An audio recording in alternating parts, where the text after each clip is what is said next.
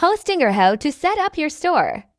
To get started setting up your store on your own domain using our platform, visit our website, www.gearlaunch.com/platform and click on Join US today.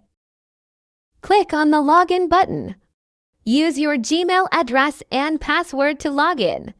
Fill out the GearLaunch seller registration form and then click Submit. Accept the GearLaunch seller agreement.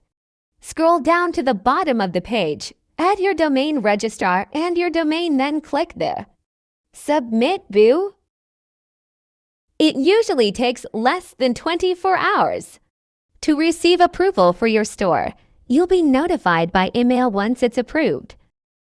After your store gets approved, you can log into your GearLaunch account in your dashboard. Click on the green bar that says, "This GearLaunch site is not launched yet." Click here to see your DNS settings page.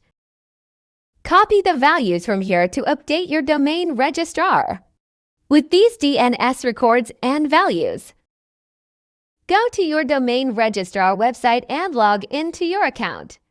Update your DNS records with the information you got from your GearLaunch dashboard. Once you're set up with your GearLaunch account, log into your registrar account. You will see the list of your domains. Next, you should search your domain name into the domain list, using the search bar if necessary, and later click on the Manage button. In this section, you will see the configurations of your domain. For the DNS records, you should click in the DNS name servers option in the left side of the site and add the indicated records in the GearLaunch website. Once you've configured all your DNS records in your hostinger account, you still need to decide if you want to use Office 365 to set up your email forwarding.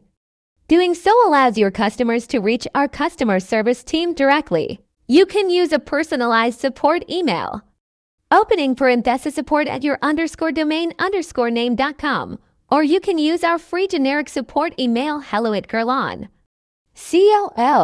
The last step in your account is waiting for the registrar to populate the DNS records update.